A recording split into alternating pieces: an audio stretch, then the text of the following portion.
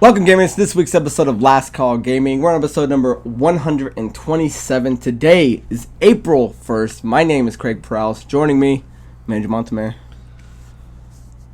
I'm really not looking forward to this beer. I can't get over it. And the more I look at it, the more I hate it. Well, maybe you got April Fool's. Today is April Fool's. Did you get April Fool's at all today? Or did you really not know that today was April Fool's? I forgot all about it. I was thinking about it last night, and I see like people's like fake gaming articles and stuff. It was tough looking at stuff today because I was like, dude, I can't take anything serious today. But all day today, I don't think I saw anyone like post anything realistically or nothing. I woke up and I was still like kind of barely opening my eyes, and I was looking at Instagram and our buddies over at The Brothers Take, follow them. They have a wonderful podcast and they do Instagram. And they had this post, and I didn't even realize today was April 1st. And there's this like really big convincing thing that they were writing that God of War, the date was confirmed for August like 3rd or something like that. And they wrote like all this stuff, and I'm like reading, I'm like, that doesn't sound right. August? I mean, it's got to come out at the end of, at least end of the year, if not like early next, even though they're saying the end of the year. So, and at the end, I'm reading it, and it has this big fat fucking April Fool's on it. I was like, oh, fuck. Is that what me? Is that what you're talking about that you sent earlier? Yeah. Okay, I did see that. I didn't even read the bottom. All I did was skim to the date, and I was like, well, I don't remember. I was like, I didn't think it'd make this year anyways. Yeah, so you got me good, you fuckers.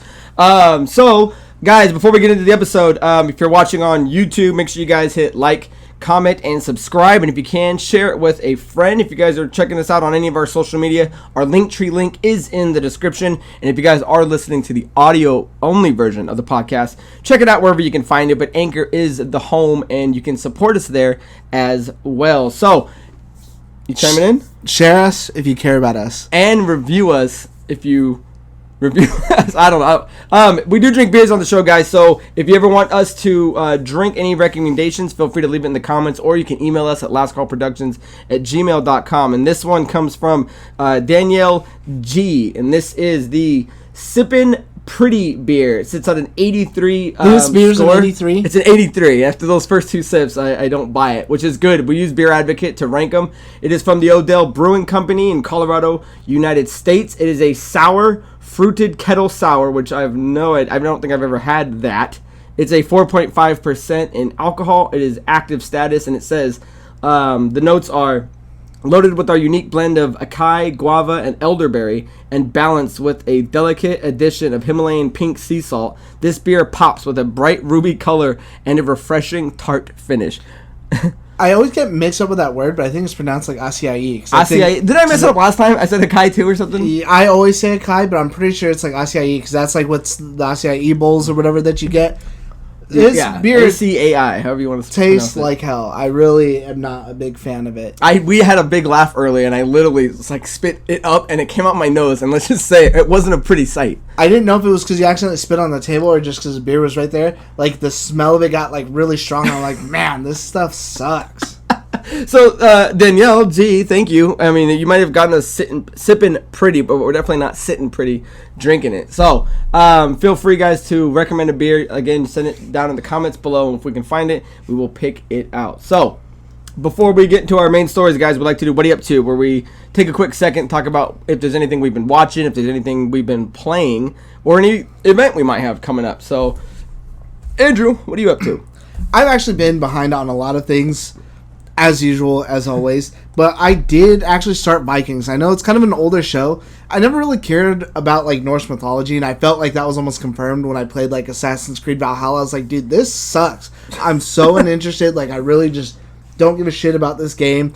But then someone was telling me, they're like, you should watch the show. It's like, and I love Spartacus. They're like, it's like Spartacus, but for Vikings. And then there's a clip that showed up on my YouTube feed because, you know, now they do the shorts, and so people like clip them all the time. And I don't remember what it was. It wasn't anything like action-wise or anything crazy, but it was the guy who plays Ragnar Lothbrok, and it's when he's a lot younger. And I just really like the way that he was acting and like the mannerisms that he's using. I think it was something about him like, oh, well, you call me king. Does anyone else want to be king? And no one else steps up. Who wants to do it? You? Will you do it? Yeah. And I was like, oh man, you know, that actually looks really cool. Now that they mentioned whatever, I was like, this guy seems like he's really cool and could like really lead a show. And he's my favorite person. Like, I love it. Even though they're obviously like the villains of that time, they're dope as hell. So I'm really enjoying it. I'm on like the 4th episode.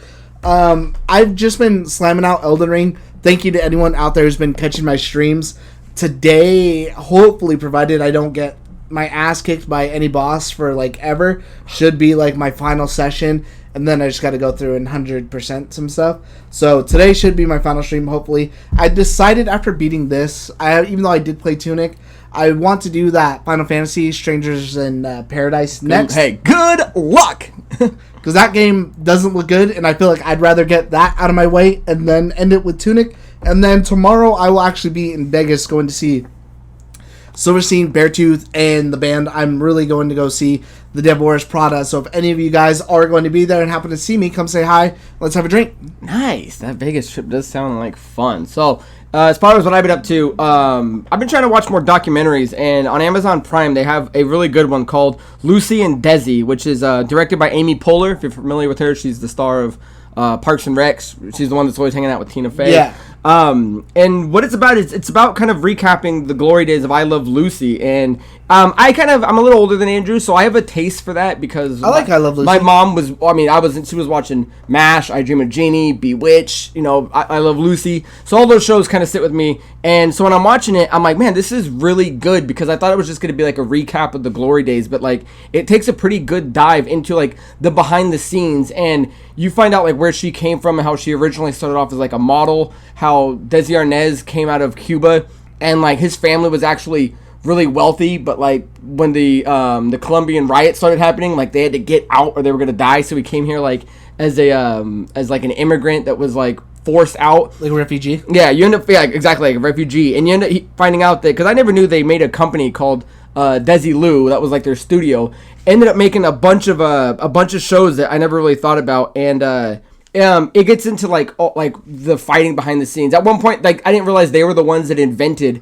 filming in front of a live audience, because back in the day when you would send when you were sending the footage through waves, anyone seeing it like in California was awesome, but in New York it would look like shit. If you're interested at all in Lucille Ball and Desi Arnaz, I would say check it out. It is on Amazon Prime. As far as what I've been playing, just more Tiny Tina's Wonderlands. It's getting phenomenally better. I've been playing it with my brother. So I'm only playing it when he jumps online to play it. We played a little bit with CN, but I don't think he likes it as much as we do. We're right around level 20s. I'm having more fun with it than we did with Borderlands 3. Even though I love playing Borderlands 3, the big difference is like this is such a fantastical world where the storyline is just crazy. It's do whatever Tiny Tina's saying the whole time. And we've gone through worlds that are like the Smurfs, where I think his name was like Father Murph. Weren't you online when we were doing that one? Yeah, you were talking about it. And we just doing one that was like Jack and the Beanstalk. But when you do Borderlands 3, it's Vault Hunter this and Vault Hunter that, and you've got to go stop Handsome Jack from destroying whatever, which is okay, but this is like completely just a fun and zany storyline. So having a lot of fun with that. If you guys are playing it, jump down below and let me know what you're playing as, because we just got to the point where you can, we were a little bit past it, where you can multi-class. So I multi-classed my Clawbringer with the Berserker, and dude, it's fucking dope. I'm doing all kinds of like elemental damage. So I'm having a blast with that. But that is about it. Other than that, I'll say happy birthday to my buddy Pat. It is his birthday today, so we're going to go hang out with him. And then we have a special retirement party for a dear friend of ours, Sherry Sixberry. So kudos to you as well. So that is it for what we're up to, guys. So leave down below what you've been up to, what you've been playing, what you've been watching, if you have any cool trips or anything like that happening. So let's move into our main story, and that is that E3 has been canceled for 2022, meaning no physical show or digital online presentation. Now, if you guys aren't familiar with what E3 is, I'm going to try to quickly just sum up what it is and why it is important in the gaming industry. So E3 stands for the Electronic Entertainment Experience. It is a trade event for the video game industry. It's organized and presented by the ESA, which is the Entertainment Software Association. And essentially it's where developers, publishers, and different hardware and accessory manufacturers come to introduce and show new games and game-related merchandise to retailers and the press. Usually they do it in big press conferences. Now, they are considered to be the largest gaming expo in the world, and they have been taking place annually at the Los Angeles Convention Center in California. They've been running from 1995 to 2019, so 20 years in a physical sense. 2020, they actually did cancel due to the COVID pandemic. 2021, they hosted their first online digital event like a lot of other people were doing at the time. And now 2022, where we are now, they're officially canceling both physical and digital events. So let me read real quick of kind of what they said of what they're going to be doing. And this is coming from GameSpot, if you guys are interested in the article, which is fairly big. So I recommend checking it out. It will be in the link below. But they had this to say. E3 2022 has been canceled. Previously, plans had been announced to host a digital-only event in lieu of the typical physical event, but the group that runs it, the ECA, has now confirmed that the show will not take place in any form. A spokesperson for the ESA told VentureBeat that E3 will return in 2023 with a reinvigorated showcase that celebrates new and exciting video games and industry innovations. The statement continues. We previously announced that E3 would not be held in person in 2022 due to the ongoing health risks surrounding COVID-19. Today we announced that there will be no digital E3 showcase in 2022. Instead, we will devote all of our energy and resources to delivering a revitalized and physical and digital E3 experience next summer. Whether enjoyed from the show floor or your favorite devices, the 2023 showcase will bring the community, media, and industry back together in an all-new format and interactive experience. The ESA also confirmed that E3 will be held in Los Angeles and not some other city, although some suspect that E3 is done for. So, a lot of news to take in. So, Andrew, I got to ask, but we got to dive into this thing and take it however you want, is how do you feel about there being a no physical presence and that they're still saying it's due to the COVID, but then also not even doing an online presentation? And do you think taking another year off, is that going to hurt them? I mean, in the long game, are they coming back after this? I think them taking another year off provided, okay, like we're really going to buckle down and we're going to try to make 2020, if 2023 turns out they came back and it's a good experience, that's really going to be the thing. So if they do deliver an amazing, brand new, fresh, reinvigorating experience in 2023, then yeah, it was worth it. If it's not, and then they just don't do it, then yeah, it's not worth it. But then again, it wouldn't have mattered anyways, at which point. But what do you mean? I mean, how do you feel about them not doing a physical thing for COVID? And if that is a reason, why? What are your thoughts of why aren't they? Like, why not do a digital? Because, I mean, if you're the biggest one in summer, everyone else is still doing one. No one else is taking the year off. Like, do you think they need this? Because I feel a certain way about it. I'm curious how you feel. I wonder if they can maybe just go without it. And I wonder if COVID's even the case. Like, yeah, they say COVID, but I wonder what that really entails. Does that mean, like, for the event? Does that mean, like, flying people out across borders and whatever? That really comes down a lot more to it. Or simply does they reach out to, I don't know, Ubisoft, or let's say some other foreign developer. Let's say Sony Japan. Let's just say Sony. They're out of Japan. Hey, do you guys want to come and do your thing? Whether or not they're going to host their own things irrelevant. Let's just say, hey, do you want to come and do ours? Well, we can't. We have these COVID restrictions in place. So now, yeah, you have these American companies like Microsoft, but is it worth it for Microsoft to send out their employees and possibly pay, risking whatever? So I wonder if that's more what I was thinking when they say COVID restrictions, is all these other companies have to take risks, and let's say anything did happen, it's not E3 who's going to pay out for that employee that's sick. It's going to be the employer of whoever. So I wonder if that's more the big thing, is the companies are like, hey, let's wait another year and see if stuff comes down, versus, everything else is kind of good to go. And didn't they have, like, I think Gamescom is, like, still good to go or something? Yeah, and that's kind of the reason why I'm scratching my head, because Gamescom is the largest European gaming expo, and they are confirming that they're doing a live event, a physical presence, not just they're doing an online. They're doing a live show from Wednesday, August 24th to Sunday, August 28th, and from everything I can tell, like when you listen to people like Colin and when they talk about it, it's in Cologne, Germany. Look, this place is huge, and he said it's packed, it's wall to wall, it's shoulder to shoulder.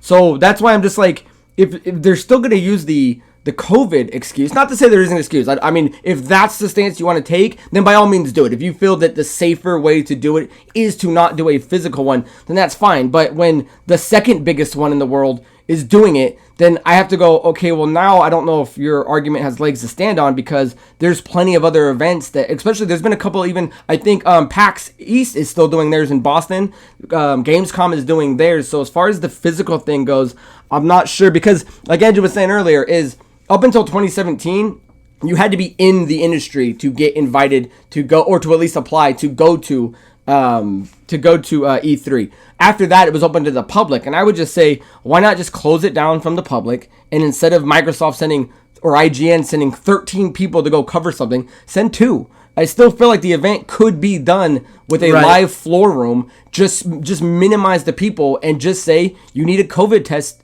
Or if you're not vaccinated, have a COVID test 2 weeks before the event, because I feel that if they go down from this year, which they are, I don't know if they are coming back in their former glory. Because if you can't even put on a digital showcase, because it's not stopping Jeff Keighley from doing his summer Game Fest, you know what I mean? They're going to eat up that audience. And once you lose the mantle of first place, it's a hard fall. I mean, you know what I mean? These shows are going to get bigger and bigger. And E3, which people have already been getting mad at before, I feel is going to be slowly forgotten. And like you were saying, I look forward to E3. I want to go there one day. And I don't know if taking a break off in any capacity is the right move, especially when you could do something extremely small online. I actually wrote down on here too that I don't think that they could lose that first place standard as the gold tier. This is what a game experience is like, because I wrote down personally, Summer Games is weak.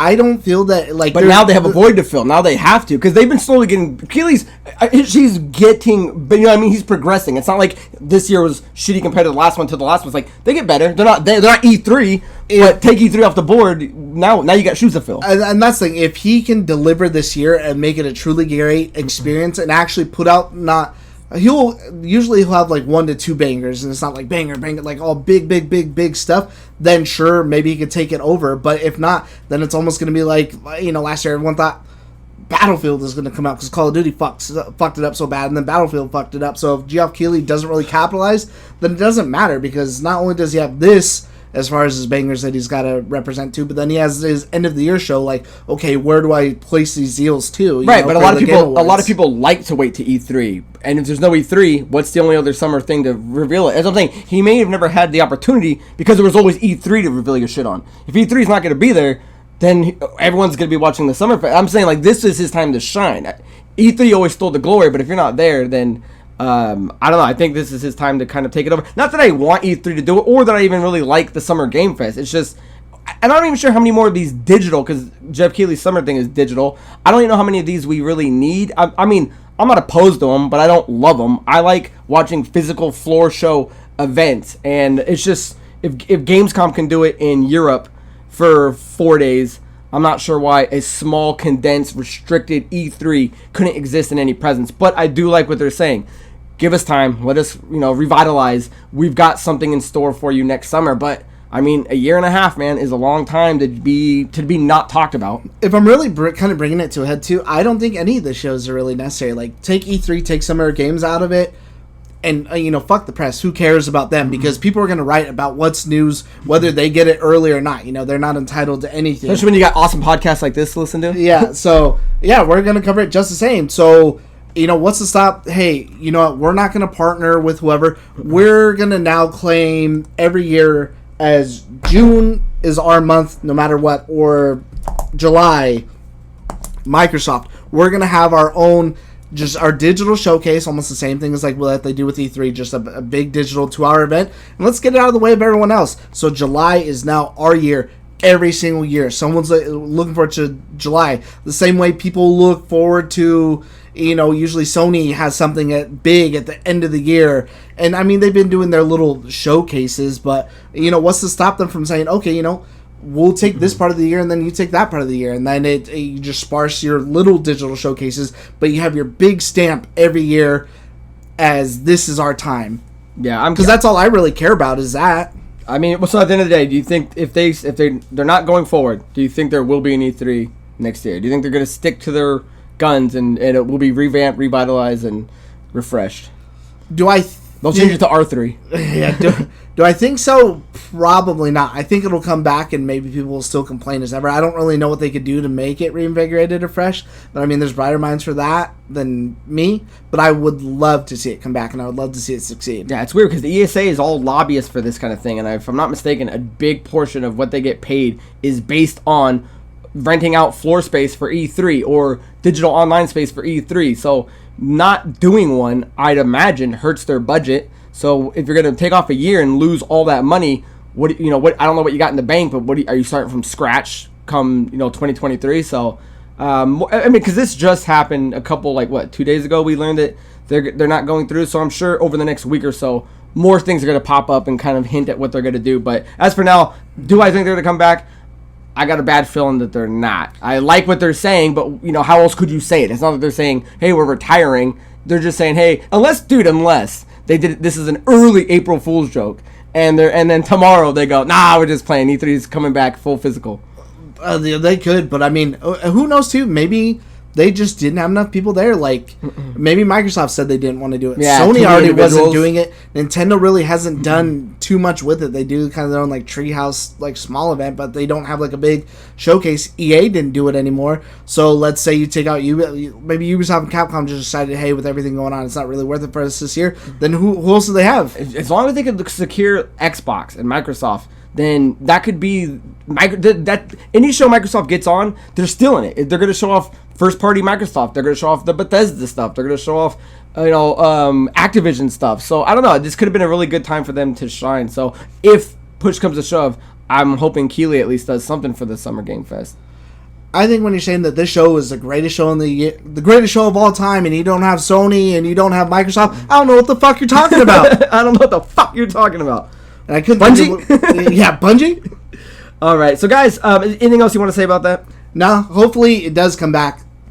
Yeah, I'm hoping it does. I don't want them out of the space, but I don't know if they can take another year off and come back at least the same as they were. So, leave it down in the thoughts, guys, or down in the comments, your thoughts on how you feel about E3 being officially canceled for 2022 and coming back, hopefully, in 2023. So, with that down and out of the way, guys, let's move into our second main story, and that is we're doing a follow-up from last week's story where Sony revealed a bit more about Project Spartacus, which encompasses its online subscription services, which turned out to be 3 different versions of PlayStation Plus. So I'm going to read this article from Polygon real quick, at least the first part of it. And again, if you guys want to finish the whole article, it will be in the link in the description. So it says Sony is overhauling its PlayStation Plus services, or PlayStation Plus service, expanding the existing subscription with 2 additional subscription tiers, each with their own benefits, including the addition of PlayStation Now, cloud streaming, and downloadable games, as well as classic titles from the original PlayStation,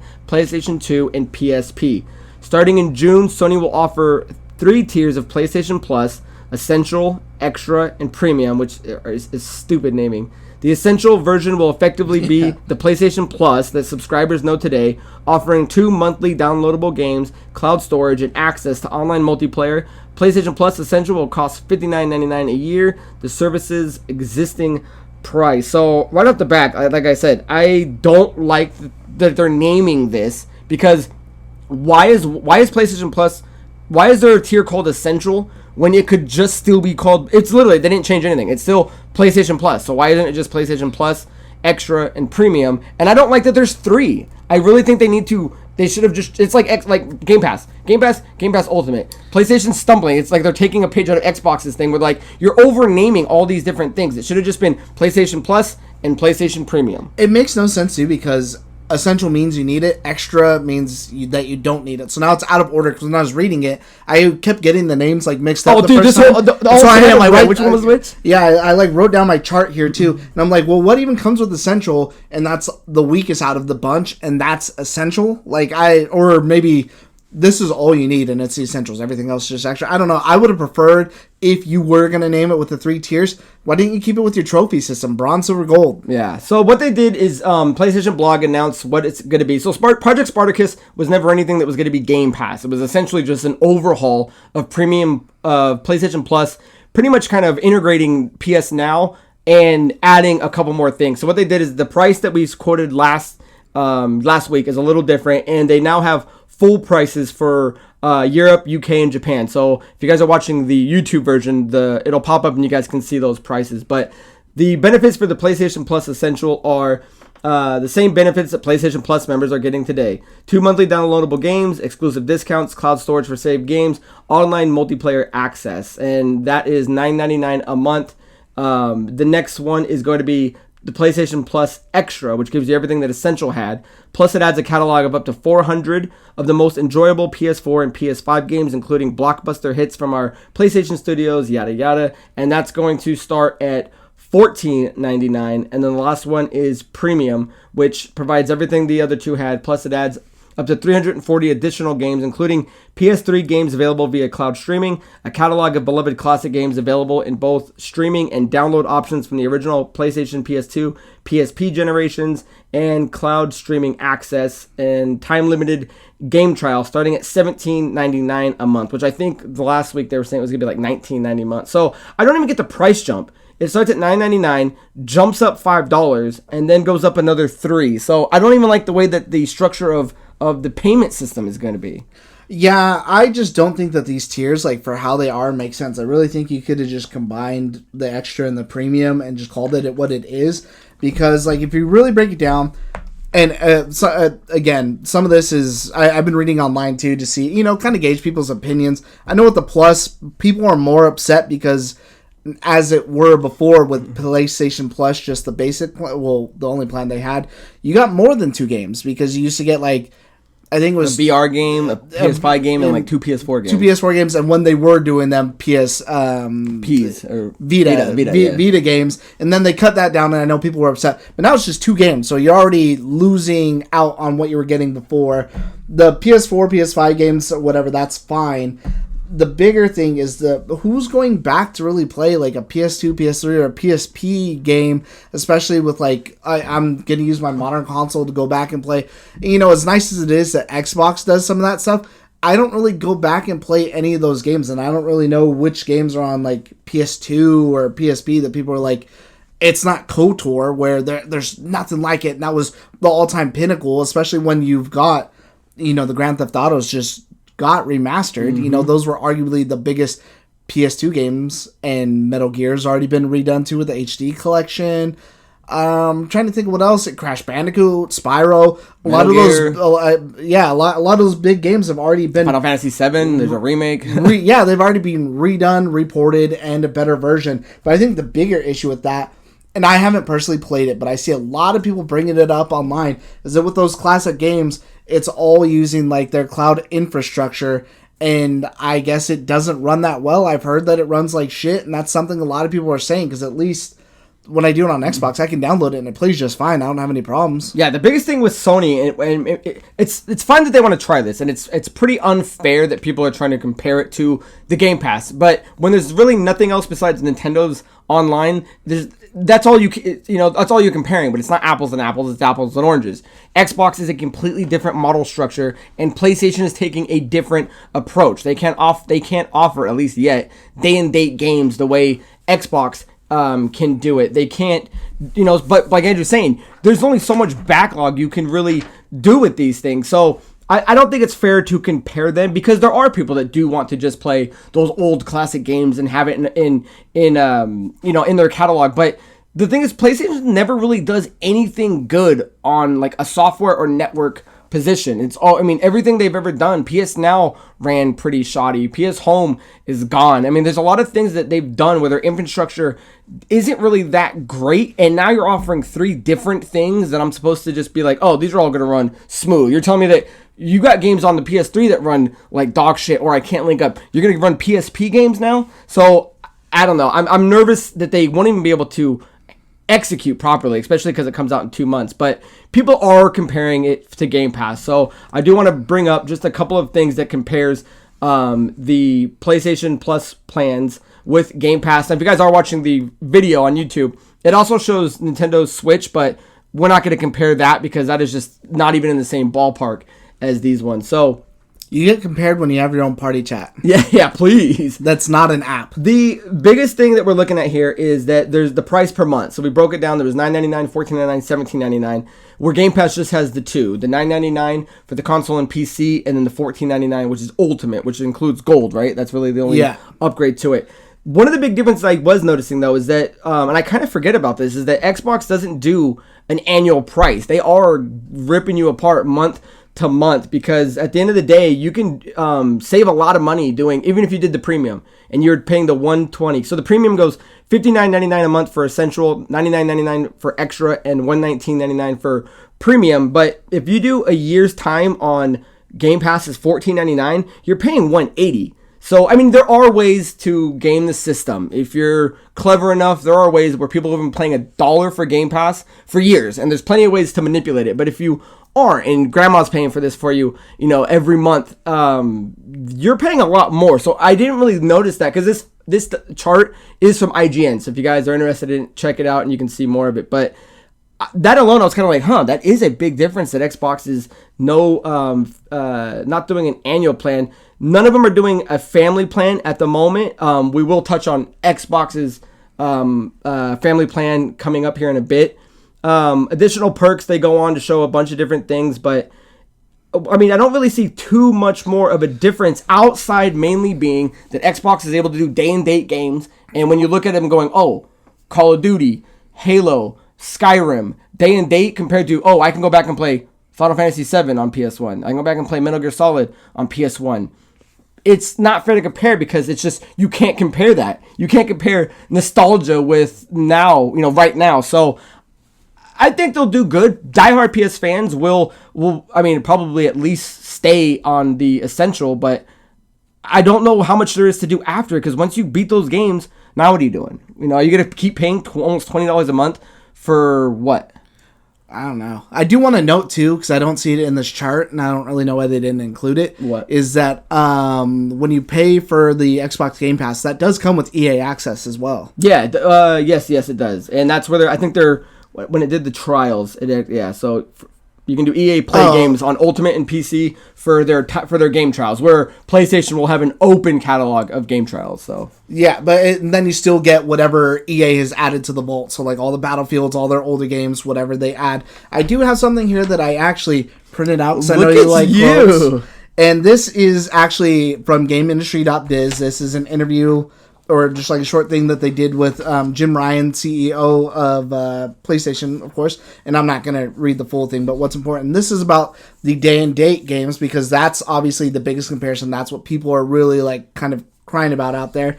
And he goes on to say that in terms of putting our own games into the service, or any of our services upon their release, as you know, this is not a road we've gone down in the past, and it's not a road we're going to go down with this new service. He continued, "We feel if we were to do that with the games that we make at PlayStation Studios, that virtuous cycle will be broken. The level of investment that we need to make in our studios would not be possible, and we think the knock-on effect of the quality of games that we make would not be something that gamers want." Now, he's correlating that to, which it says here in the interview, that they currently have 48 million PS Plus subscribers in some sort of capacity, whereas Microsoft, even though they have and they don't bring this up, I just Googled it myself, Microsoft has 25 million Game Pass subscribers. So there's a big difference, almost 2-to-1, in eating the cost of a day-and-date game. But he does go on to note that is not a final solution. I don't want to cast anything in stone at this moment. All I'm talking about to today is the approach that we're taking in the short term, he added. The way our publishing model works right now, it doesn't make any sense, but things can change very quickly in this industry, as we all know. So that might be something that they end up doing in the future. And I think the bigger thing, too, kind of that they didn't talk about, and who knows if this is something we'll see, is if they're going to make deals with third-party day-and-date games, because Microsoft does do a lot of that as well, too. So it's not just the first party that you're getting. Tunic, day-and-date game. Again, that no one's really mentioned that. They didn't really kind of talk about it, so who knows if that's even something that's open for discussion. I mean, maybe we'll see something like that, but that is the bigger thing, and I think that is the biggest draw, is those day-and-date games now, because Microsoft put their foot in the door and said, you know what, we'll eat the cost, whatever it is. And who knows, because they don't talk about it. You see a lot of people like him, Colin Moriarty brought him up, saying that it can't be financially successful. No one really knows how they're doing it, but Microsoft is still doing it, and if anything, they've been doing it more and more and more, and bringing their big guns. So it's got to make sense, or it's got to be doing something in some capacity that we're just not seeing. And I would love to see a breakdown, or at least have Bill explain it without using some sort of jargon like, well, us as a company, whatever, yada yada. I forget if I was listening to Podcast Unlocked or Game Scoop or something like that, but they were showing that there was the Game Pass is getting certain games more money. Like certain things are getting. They're seeing more playtime from years past in games that normally wouldn't have been on Game Pass. That I'm sure people are spending money in that with DLC. So at the end of the day, I do feel like you can't compare these two because they're two different things. But I see there's a more allure to sign up for a Game Pass to get Call of Duty when it drops, day and date, versus me signing up and going, oh, I can't wait to go play Metal Gear Solid on PS1 again. I can't think of the name. What's I can't wait to go back and play Infamous on PS3. What's that one that we played that was like Destiny, that was like day and date, and it was like... Outriders? Outriders. Again, a game that none of us probably would have bought, not really played, especially based on reviews, but that game came out, we loved it, and that was some people's Game of the Year People contenders. Can Fly made that, and I probably would have because I like them. But, yeah, but no, I know exactly what you're saying. So, like I said, how many people out there gave that game a try and then just dove into it because it was free on Xbox? Yeah, and my biggest thing is just these tiers don't make sense. They should have just either made Essential with Extra or Extra with Premium and just kept it simple. PS Plus, PS Premium, or something like that, and just make 2 tiers because I don't see the big difference in me getting a $5 jump to number 2, but then only a $3 jump to number 3. But I don't know. Is there anything else you want to add on this? Because this is just an update from what we knew was coming. We all knew these tiers were coming. It's just now we're official in price and what they include. So I think we've kind of touched on it. Yeah, I think, when did they say this is going to start? Started like June? Yeah, so in June it'll be open for you. And I have a PS5 and I have PS Plus. I'm not jumping up. If I can stay at $9.99 and just keep my online when I play, I'm not jumping to Extra or Premium because I just don't see, there's nothing in there for me that makes me want to spend another $8 on playing backlog catalogs when my current game catalog is a mountain already. I don't need to go back and start playing PS1 and PSP. You don't want to stream Toomba? Yeah, fuck. I mean, there are a couple of great PS2 games, but I mean, give it time. A lot of those games are being remastered anyway. If I want to go back and play Resident Evil 2 on PlayStation, I can just play PlayStation Resident Evil 2 Remake. So a lot of the good games that I've wanted to play in the backlog have or are being remade. So it doesn't hurt to try, and like he was saying that this isn't set in stone. The future will change us. This is a starting place. So I at least do like that open mind that they're at least starting with the subscription service because everything does, and Sony can't get left behind on this. I guarantee you they wouldn't have done this had Microsoft not done the Game Pass. And Microsoft got beat up coming through the fucking door with the Game Pass, and now look at where it's at. Well, Game Pass has turned itself in any gaming house to a household name. PlayStation is turning into a thing where it's almost like the old HBOs where I didn't know if I was on HBO Max, HBO Pro. It's like, do I have HBO Go? HBO Go. It's like, do I have PS Now, PS Pro, PS Plus, PS Essential? So it's like their naming is just getting kind of, it's getting convoluted where it's just like you need to tighten that ship up a little bit just so it's clean. If you want people to remember, what would you have named it? Just PS Plus and PS Premium, and PS Now should be enrolled in Premium. Keep it short and simple. When you start adding all these different things, Plus, Essential, Premium, Now, it's like you don't need this many things, and people are gonna go, oh, which one do I get, and which one has which? So I don't know. It's just, I don't want to say it's confusing, but it is a lot to think about. Yeah, they definitely should have, especially because it almost seems, I don't want to say like nickel and diming people, but I guess that's really the term you kind of have to use just to play like these old, stream these old games. So guys, that's how we feel about the Project Spartacus. Leave it down in the comments below how you guys feel about that. So let me know if any of those plans appeal to you. Yeah, if it's out there for you, let us know. So let's move into ripping it up. We're getting long, but we'll do a long episode.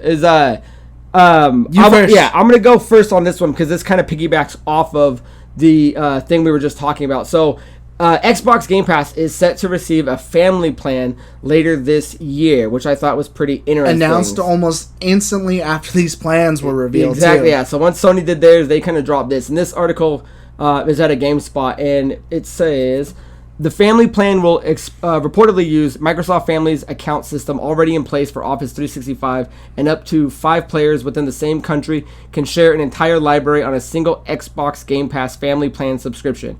It seems to be a higher paying tier with the Xbox Game Pass subscription, but it is still far cheaper than the total amount of having to pay 5 separate ones individually. There are also some details that are still missing, including the exact pricing of the family plan. Additionally, it is unknown whether there will be separate family plans for Xbox Game Pass and PC Game Pass, or if the family plan is an exclusive perk for Xbox Game Pass Ultimate subscribers. Now, I just wanted to make sure this wasn't a April Fool's thing, because right now, if you're trying to look for news, there's tons of nonsense. But no, this came out. Yeah, beforehand. So this was on March 31st at 10:05 a.m. So, like I was saying before, even if so the annual plan, if you add it up month by month for Game Pass, is $180. Even if you divide that by 5 people paying an equal share, that's $36. Now, I'm not saying it's because it'll probably increase any level, any tier you get if you want to include a family plan, but anything less than $180 is going to be better year than what I'm paying right now. So to me, this is only because I could easily think it'd be me, you, Geno, Cien, Ramundo. There's 5 people right there, and I'm only paying $40 now instead of $180. Sign me up, and we all get all the benefits instead of us always linking our Xboxes together so we can, share games and things like that. Even if it was at like $50, I could cap it at that. Would kind of be my cap. Anything less than $180 annually is better. $50, $70, $80 is still $100 less than what I'm paying now. So I'm looking forward to this, and as we're more, I own all 3 systems, but I'm mainly focused in the Xbox. So if this is something that's gonna just enhance that ecosystem, sign me up. We're instantly switching over when that happens. I think it's funny too. Like as soon as the news came out about PlayStation, people were complaining about it. Oh, it doesn't do this right, doesn't do that right. Xbox is already down. Well, here's this other thing that sounds amazing. Here's one more thing we do that's better than you. So kudos to them because I'm definitely looking forward. You'll to it. Hear about it on PlayStation in 3 years when they catch up for that one. Sony's PS Plus family plan now coming to you. My riff is just about in a brief video that they posted on YouTube. A.G. Aonuma, the producer for The Legend of Zelda: Breath of the Wild and 2, of course, is announcing that the game is delayed until spring 2023. Now, they did put out a video before and they didn't give it a hard date, but they did specifically say that it was going to be coming in 2022. Now, they only kind of gave a generic, they're just trying to make the game better and improve it. I think that this game was always going to be an end of the year 2022 game, and I wonder if not so much that's the case as that this game was all already looking at Elden Ring with its colossal success. If this game, because Legend of Zelda I think usually come out towards the end of the year, so what's a few months to launch in spring just to get completely out of the way with Elden Ring, and then we'll just be next year's game of the year. Or who knows, maybe they saw some stuff that was what they did completely revolutionized and was way better than this something that we were doing. Let's take inspiration from that and let's implement it. And if we were going to launch in December, November, October, what's a few months, and we'll launch in January or February. We're not losing anything because people are going to buy Breath of the Wild no matter what, especially if God of War is supposed to be still coming out this year. Then that's another game that they just kind of dodged a bullet on. Okay, we're out of the way of Elden Ring contending with that, even though that market has came and gone. But as far as what games really mattered this year, now you're up against that in the conversation with God of War. Is there room for Breath of the Wild to still be talked to, especially if this who knows what they're doing with this game, if they're completely kind of remaking something new, or if this is a Majora's Mask to what they did with Ocarina of Time, just little bits of improvements, because if that's the case, then it's going to get hammered. Yeah, this game's been, I never thought it was coming out in 2022 to begin with. I think, when did they start talking about this? 2019? Is that when the trailer I think it was 2 years ago that they mentioned it, and people have been just talking about it nonstop. Yeah, I didn't think it was going to come out 2022, and so when I saw it, I was just like, no big deal. But pushing back to spring isn't that far of a push. I'm just kind of curious if it's going to be early spring, or it's going to be like June or something somewhere around there. I'm kind of curious if when they're going to ballpark it. Is June even spring? Let's see, December, January, February, March, April, May, isn't it? Regardless, it's somewhere between March, April, May, June. I hate that companies count stuff like that. They'll be like June, but June for them is August. Yeah, so it's again, like Andrew's right. Everyone's gonna buy it when it comes out. It's just now you gotta wait till 2023, which that's just. I never have hate when games get pushed back, but it's when the reason is just again, just polish this, that, and the other. It's because again, I guess I kind of agree with them more. Is just there's been games where we've seen trailers and gameplay, and then they push it back. With this one, we've got 1.5 minute trailer, and that's about it. So we haven't even seen it to be oh, that looks ready, because everyone knew when we saw Halo Infinite, they're fuck, that game needs a year. Well, that's part of the problem with this too. It's okay, well then why are you talking about it? Why'd you put a date on it and you haven't even shown any real substantial gameplay or anything like that? Now that you're talking delays and we still haven't seen anything really of it. What's the point? I don't like it. So let's move into questions of the week before we get out of you guys' hair. And this one comes from Jason O. And he writes, I know you guys talk about comics and shows sometimes. We do. Feel free to send more questions in like that. Did any of you see the new Moon Knight show on Disney Plus? And if so, What were your thoughts? You didn't see it yet, have you? I have not watched it yet because, again, I'm lazy and I wait for everything. Plus, I've been like cramming as much Elden Ring as I can. So I'd love to hear you. Do you plan on watching it? I plan on watching it, but spoilers, whatever you say, it never ruins the I won't. show Yeah, for me. I won't try to spoil If anything, anything. you talk me into watching it, then I'm like, okay, that sounds a lot cooler than I thought it was going to be. I feel like you should wait for the 6, because it's only 6 episodes, but they're hour longs. I feel like you should. They're all out now. Yeah, no, they're dropping one episode at a time. Oh, so just then wait a maybe I'll month and a till, half like, and binge it. 2, But 3, so the first episode just dropped. I thought it was good, but I mean, I was like, I'm on Twitter and I was reading some other things. People were like glorifying this thing, and maybe I missed it, but I mean, it is good. It feels like like you're watching a cinematic show. So I do like that. It's just the first episode to me was like, it was good. But I mean, I think people are overhyping it. So if you do plan on watching it, and if you're reading about it, it is getting great reviews, but I wouldn't put it at the top of the food chain. But I've been a fan of Moon Knight. Not that I know a lot about Moon Knight. You know, he's crossed over in comics I've read. He's been in card games that I've played, like Versus System. He's a big part of the Midnight Suns, which is one of my favorite groups in Marvel, which is like him, Blade, Morbius, and things like that. But I heard the show's doing better than Morbius. Yeah, Morbius took a big old stinker. But I'm waiting for the show to. This show's gonna pop, and I know it's only 6 episodes, so my guess is around episode 4 or 5 is when you're gonna get the pop, and Moon Knight's gonna blow me away. But for a first episode, good. As long as the pilot episode is good, then I'm in. Because how many shows do you have to say wait till the third one and it gets better? But it's Spartacus. Like with 6 episodes, it's like your first one needs to be good, and I thought Moon Knight did a good job, especially when you look at like the I thought Oscar Isaac did a terrific job, and handsome Ethan Hawke is in this show. Handsome Hawkenator, and he did a good job in this. So you've got 2 guys that are like Oscar level caliber actors in this show that nobody really knew what Moon Knight was, and it's dark, it's gritty, it's probably under what I would say Daredevil and like Jessica Jones were on Netflix, but it's probably above what Falcon and Winter Soldier were. So I don't know. I think this show is good, and if you are planning on checking it out, if you want to do the week by week, go for it. If not, it's only 6 episodes. If you can wait a month and a half and then binge watch it, I wish I would do that, but I'm a glutton for punishment, so I had to watch it. I'll probably wait for 2 just because I'm already not hype on it. That I'm like, all right. If the first episode sucks, I still always usually give the second episode a chance. So I'd like to just watch 2 before I'm like, all right, I'm completely fucking done. I don't want to watch the one and then be like, all right, well, the other one's not on my radar, so I'm not going to watch it at all. Yeah. I know I'll commit to at least 2. That's why I like how Amazon does that. I like how they drop 3 at a time and then 3 at a time. I wish more things would do that, at least 2 to 3, so that way I know if I'm really going to commit to the show or not. Because I'm not going to check back in. If the first episode sucked, I'm not going to wait. And do more than 6 episodes. It's driving me insane that shows are doing 6, 8, 10. It's like, fuck, man. Can somebody get some balls and just do 18 again? Like, like the good old days. But I don't know. Those are my thoughts. And thank you for asking the question. If anyone else has seen it, leave your thoughts down below. And if you haven't seen it, let us know if you plan on watching it. So, guys, that is it for episode 127. We'll see you again on episode 128. So until next time, guys, my name is Craig Perales. That is Mandra Montemayor. Cheers. Sour beers.